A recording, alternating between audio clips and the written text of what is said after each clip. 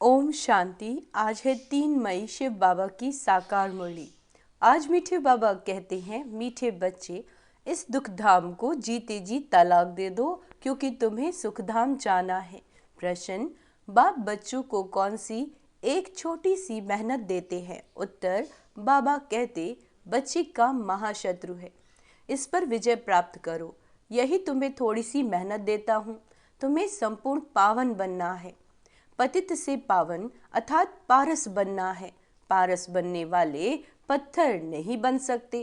तुम बच्चे अभी गुल गुल बनो तो बाप तुम्हें नैनों पर बिठाकर साथ ले जाएंगे। ओम शांति। रूहानी बाप रूहानी बच्चों को समझाते हैं। यह तो बच्चे जरूर समझते हैं, हम ब्राह्मण ही हैं जो देवता बनेंगे, ये पक्का निश्चय है ना। टीचर जिसको पढ़ाते हैं जरूर आप समान बना देते हैं, यह तो निश्चय की बात है। कल्प कल्प बाप आकर समझाते हैं, हम नरकवासियों को स्वर्गवासी बनाते हैं। सारी दुनिया को बनाने वाला कोई तो होगा ना। बाप स्वर्गवासी बनाते हैं, रावण नरकवासी बनाते हैं। इस समय है रावण राज्य, सतयुग में है राम राज्य। राम राज्य की स्थापना करने वाला तो जरूर रावण राज्य की स्थापना करने वाला भी होगा। राम भगवान को कहा जाता है। भगवान नई दुनिया स्थापन करते हैं। ज्ञान तो बहुत सहज है, कोई बड़ी बात नहीं, परंतु पत्थर बुद्धि ऐसे हैं जो पारस बुद्धि होना ही असंभव समझते हैं। नरकवासी से स्वर्गवासी बनने में बाबा कहते बड़ी मेहनत लगती है, क्योंकि माया का प्रभाव है। कितने बड़े बड़े मकान 50 मंजिल 100 मंजिल बनाते हैं। स्वर्ग में कोई इतनी मंजिल थोड़ी ही होती हैं, आजकल यहाँ ही बनाते रहते हैं। तुम समझते हो सतयुग में ऐसे मकान नहीं होते जैसे यहाँ बनाते हैं। बाप खुद समझाते हैं, इतना छोटा झाड़ सारे विश्व पर होता है, तो वहाँ मंजिलें आदि बनाने की दरकार ही नहीं। ढेर की ढेर जमीन पड़ी रहती है, यहाँ तो जमीन है नहीं, इसीलिए जमीन का दाम कितना बढ़ गया है। वहाँ तो जमीन का भाव लगता ही नहीं, क्योंकि म्युनिसिपल टैक्स आदि लगता है। बाबा कहते, जिसको जितनी जमीन चाहिए ले सकता है, वहाँ तुमको सब सुख मिल जाते हैं। सिर्फ एक बाप की इस नॉलेज से मनुष्य 100 मंजिल आदि जो बनाते हैं, उसमें भी पैसे आदि तो लगाते हैं ना। वहाँ पैसे आदि लगाते ही नहीं, अतः धन रहता है, पैसे का कदर नहीं। ढेर पैसे होंगे तो क्या करेंगे? सोने हीरे मोतियों के महल आदि बना देते हैं। अभी तुम बच्चों को कितनी समझ मिलती है, समझ और बेसमझ की ही बात है। सतो बुद्धि और तमो बुद्धि, सतो प्रधान स्वर्ग के मालिक, तमोगुणी बुद्धि नर्क के मालिक। यहाँ तो स्वर्ग नहीं है, ये है रौरव नर्क। बहुत दुखी हैं, इसीलिए पुकारते हैं भगवान को, फिर भूल जाते हैं, कितना माथा मारते हैं, कॉन्फ्रेंस आदि करते रहते हैं कि एकता हो जाए, परंतु तुम बच्चे समझते हो यह आपस में मिल नहीं सकते। ये सारा झाड़ जड़ जड़ी भूत है, फिर नया बनता है। तुम जानते हो कलयुग से सतयुग कैसे बनता है, यह नॉलेज तुमको बाप अभी ही समझाते हैं। सतयुगवासी सो फिर कलयुगवासी बनते हो, फिर तुम संगमवासी बन सतयुगवासी बनते हो। कहेंगे इतने सब सतयुग में जाएंगे? नहीं, जो सच्ची सत्यनारायण की कथा सुनेंगे वही स्वर्ग में जाएंगे, बाकी सब शांति धाम में चले जाएंगे। दुख धाम तो होगा ही नहीं, तो इस दुख धाम को जीते जी तलाक दे देना चाहिए। बाप युक्ति तो बताते हैं कैसे तुम तलाक दे सकते हो। इस सारी सृष्टि पर देवी देवताओं का राज्य था, अभी फिर बाप आते हैं स्थापना करने। हम उस बाप से विश्व का राज्य ले रहे हैं। ड्रामा प्लान अनुसार चेंज जरूर होनी है। ये है पुरानी दुनिया, इसको सतयुग कैसे कहेंगे, परंतु मनुष्य बिल्कुल समझते नहीं कि सतयुग क्या होता है। बाबा ने समझाया, इस नॉलेज के लिए लायक वह हैं जिन्होंने बहुत भक्ति की है, उन्हें ही समझाना चाहिए। बाकी जो स्कूल के नहीं हैं वह समझेंगे नहीं, तो फिर ऐसे ही टाइम वेस्ट क्यों करना चाहिए। हमारे घराने के ही नहीं तो कुछ भी मानेंगे नहीं। कह देते हैं आत्मा क्या परमात्मा क्या, यह मैं समझना ही नहीं चाहता, तो ऐसे के साथ मेहनत क्यों करनी चाहिए। बाबा ने समझाया, ऊपर में लिखा हुआ है भगवानुवाच्य, मैं आता ही हूँ कल्प कल्प पुरुषोत्तम संगम युग पर, और साधारण मनुष्य तन में जो अपने जन्मों को नहीं जानता है। मैं बतलाता हूँ पूरे 5000 वर्ष का पाठ किसका होता है। हम बता देते हैं, जो पहले नंबर में आया उनका ही पाठ होगा ना। बाबा कहते श्री कृष्ण की महिमा भी गाते हैं। फर्स्ट प्रिंस ऑफ सतयुग, फिर 84 जन्मों के बाद क्या होगा? First beggar, beggar to prince, फिर प्रिंस टू बेगर। तुम समझते हो प्रिंस टू बेगर कैसे बनते हैं। फिर बाप आकर कौड़ी से हीरे जैसा बनाते हैं। जो हीरे जैसा है वही फिर कौड़ी जैसा बनता है। पुनर्जन्म तो लेते हैं ना, सबसे ज्यादा जन्म कौन लेते हैं यह तुम समझते हो। पहले पहले तो श्री कृष्ण को ही मानेंगे, उनकी राजधानी है। बहुत जन्म भी उनके होंगे, यह तो बहुत सहज बात है, परंतु मनुष्य इन बातों पर ध्यान नहीं देते। बाप समझाते हैं तो वंडर खाते हैं।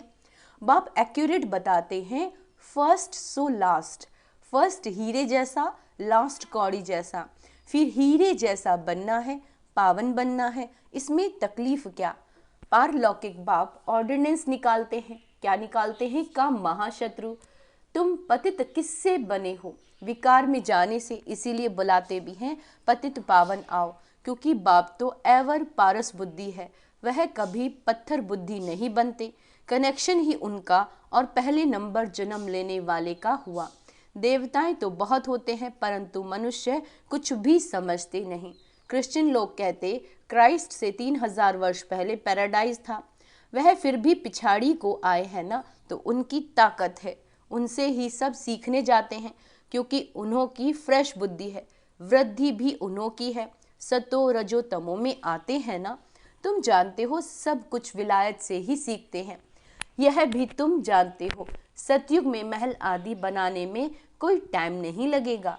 एक की बुद्धि में आया फिर वृद्धि होती जाती है, एक बनाकर फिर ढेर बनाते जाते हैं। बुद्धि में आ जाता है ना। साइंस वालों की बुद्धि तुम्हारे पास उच्च हो जाती है, झट महल बनाते रहेंगे।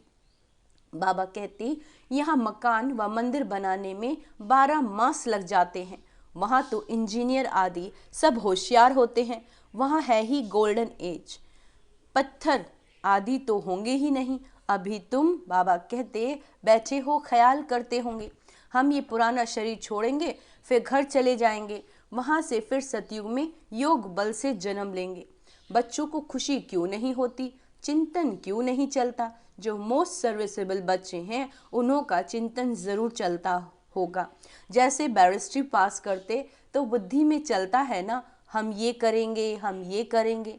तुम भी समझते हो हम ये शरीर छोड़कर जाकर ये बनेंगे। याद से ही तुम्हारी आयु वृद्धि को पाएगी।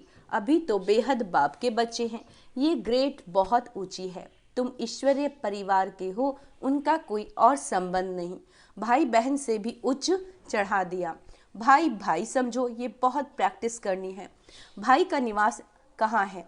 इस तखत पर, अकाल तखत। बाबा कहते भाई का निवास कहाँ है? इस तखत पर अकाल आत्मा रहती है। बाबा कहते ये तखत सभी आत्माओं के सड़ गए हैं, सबसे जायज़ी तुम्हारा तखत सड़ गया है। आत्मा इस तखत पर विराजमान होती है। भ्रकुटी के बीच में क्या है? ये बुद्धि से समझने की बातें हैं। बाबा कहते आत्मा बिल्कुल सूक्ष्म है, स्टार मिसल। बाप भी कहते हैं मैं भी बिंदु हूँ, मैं फिर तुमसे बड़ा थोड़े ही हूँ। तुम जानते हो हम शिव बाबा की संतान हैं। अब बाप से वर्षा लेना है, इसीलिए अपने को आत्मा, भाई भाई आत्मा समझो। बाप तुमको सम्मुख पढ़ा रहे हैं, आगे चल और ही कशिश होती जाएगी। यह विघ्न भी ड्रामा अनुसार पढ़ते रहते हैं। फिर बाप कहते अभी तुमको पतित नहीं होना है, यह ऑर्डिनेंस है। अब तो और ही तमो प्रधान बन पड़े हैं, विकार बिगड़ रह नहीं सकते। जैसे गवर्नमेंट कहती है शराब नहीं पियो, तो शराब बिगड़ रह नहीं सकते, फिर उनको ही शराब पिलाए। डायरेक्शन देते हैं फलानी जगह बम्स सहित गिर जाओ, कितना नुकसान होता है। तुम यहाँ बैठे बैठे विश्व के मालिक बनते हो, वह फिर वहाँ बैठे बैठे बम्स छोड़ते हैं सारे विश्व के विनाश के लिए। कैसे चटा भेटी है। तुम यहाँ बैठे बैठे बाप को याद करते हो और विश्व के मालिक बन जाते हो। कैसे भी करके बाप को याद करना है जरूर। इसमें हठयोग करने, आसन आदि लगाने की बात नहीं। बाबा कोई भी तकलीफ नहीं देते। कैसे भी बैठो, सिर्फ तुम याद करो कि हम मोस्ट विलेवेड प्यारे बच्चे हैं। तुमको बादशाही ऐसे मिलती है जैसे मक्खन से बाल। गाते भी हैं सेकंड में जीवन मुक्ति। कहीं भी बैठो, घूमो फिरो, बाप को याद करो। पवित्र हुए बिगड़ जाएंगे कैसे? नहीं तो बाबा कहते सजाएं खानी पड़ेंगी। जब धर्मराज के पास जाएंगे तब सबका हिसाब किताब चुकतू होगा। जितना पवित्र बनेंगे उतना ऊंचा पद पाएंगे। इम्प्योर रहेंगे तो सूखा रोटेला खाएंगे। जितना बाप को याद करेंगे पाप कटेंगे। इसमें खर्चे आदि की कोई बात नहीं। बल घर में बैठे रहो, बाप से भी मंत्र ले लो। यह है माया के वश रहने का मंत्र, मन मनाभव। यह मंत्र मिला, फिर भल घर जाओ, मुख से कुछ बोलो नहीं। अल्फ और बे बादशाही को याद करो। तुम समझते हो बाप को याद करने से हम सतु प्रधान बन जाएंगे, पाप कट जाएंगे। बाबा अपना अनुभव भी सुनाते हैं। भोजन पर बैठता हूँ, अच्छा हम बाबा को याद करके खाते हैं, फिर झट भूल जाता हूँ, क्योंकि गाया जाता है जिनके मत्थे मामला। कितना ख्याल करना पड़ता है। फलानी की आत्मा बहुत सर्विस करती है, उनको याद करना है। सर्विसेबल बच्चों को बहुत प्यार करते हैं। तुमको भी कहते हैं इस शरीर में जो आत्मा विराजमान है उसको याद करो। यहाँ तुम आते ही हो शिव बाबा के पास, बाप वहाँ से नीचे आए हैं। तुम सबको कहते भी हैं भगवान आया है, परंतु समझते नहीं। युक्ति से बताना पड़े। हद और बेहद के दो बाप हैं। अब बेहद का बाप राजाई दे रहे हैं। पुरानी दुनिया का विनाश भी सामने खड़ा है। एक धर्म की स्थापना अनेक धर्मों का विनाश होता है। बाबा कहते मामी कम याद करो तो तुम्हारे पाप भस्म हो जाएंगे। यह योग अग्नि है जिससे तुम तमो प्रधान से सतो प्रधान बन जाएंगे।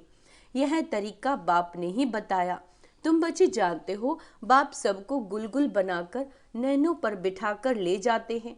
कौन से नयन? ज्ञान के नयन आत्माओं को ले जाते हैं। समझते हो जाना तो जरूर है। उनसे पहले क्यों ना बाप से वर्षा ले ले। कमाई भी बहुत भारी है।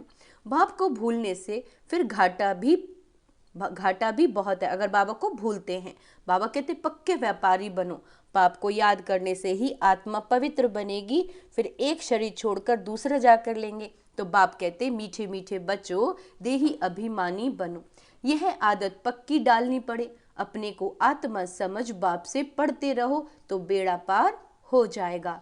शिवालय में चले जाएंगे। चंद्रकांता वेदांत में भी एक कथा है। नाव बोट कैसे चलती है, बीच में उतरते हैं। कोई चीज में दिल लग जाती है, स्टीमर चला जाता है। ये भक्ति मार्ग के शास्त्र फिर भी बनेंगे और तुम पढ़ोगे। फिर जब बाबा आएंगे तो ये सब छोड़ दोगे। बाबा आते हैं सबको ले जाने के लिए।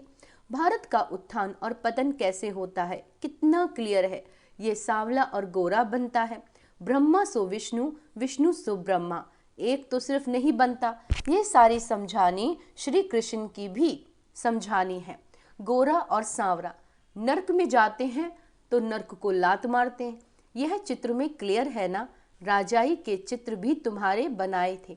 अच्छा, मीठे मीठे सिकीला दे बच्चों प्रति माता पिता बाप दादा का याद प्यार और गुड मॉर्निंग। रूहानी बाप की रूहानी बच्चों को नमस्ते।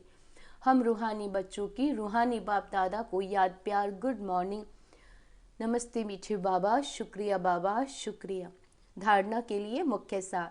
बाप के ऑर्डिनेंस को पालन करने के लिए हम आत्मा भाई भाई हैं। तो क्या पुरुषार्थ करना है? पक्का करना है। हम आत्मा भाई भाई हैं। भ्रकुटी के बीच में हमारा निवास स्थान है। हम बेहद बाप के बच्चे हैं। हमारा ईश्वरीय परिवार है। इस स्मृति में रहना है। देही अभिमानी बनने की आदत डालनी है। ध्यान रहे, देही अभिमानी बनने की आदत डालनी है। धर्मराज की सजाओं से छूटने के लिए अपने सब हिसाब किताब चुकतू करने हैं। माया को वश करने का जो मंत्र मिला है उसको याद रखते हुए सतो प्रधान बनना है। वरदान बिंदी रूप में स्थित रहे। बिंदी है ना, आत्मा क्या है? बिंदी है। बिंदी रूप में स्थित रहे। औरों को भी ड्रामा की बिंदी की स्मृति दिलाने वाले विघ्न विनाशक भव। जो बच्चे किसी भी बात में क्वेश्चन मार्क नहीं करते, सदा बिंदी रूप में स्थित रहे यानी आत्मिक स्वरूप में स्थित रहे, हर कार्य में औरों को भी ड्रामा की बिंदी स्मृति में दिलाते हैं, उन्हें ही विघ्न विनाशक कहा जाता है। यानी जो आत्मा अपने आत्मिक स्वरूप में स्थित रहेगी और औरों को भी बताएगी यदि कोई बात आती भी है कि ये तो ड्रामा में फिक्स है, ड्रामा अविनाशी बना बनाया है। तो बाबा ने कहा जो दूसरों को याद दिलाते हैं उन्हें ही विघ्न विनाशक कहा जाता है। वह औरों को भी समर्थ बनाकर सफलता के मंजिल के समीप ले आते हैं। वह हद की सफलता की प्राप्ति को देख खुश नहीं होते, लेकिन बेहद की सफलता मूर्त होते हैं। सदा एक रस एक श्रेष्ठ स्थिति में स्थित रहते हैं। वह अपनी सफलता की स्व स्थिति से असफलता को भी परिवर्तित कर देते हैं। स्लोगन है दुआएं लो दुआएं दो। क्या कह रहे हैं बाबा? दुआएं लो और दुआएं दो तो बहुत जल्दी मायाजीत बन जाएंगे, है ना। ओम शांति। तो आज का स्वमान अभ्यास करेंगे। मैं मायाजीत आत्मा हूँ, मैं विघ्न विनाशक आत्मा हूँ। ओम शांति।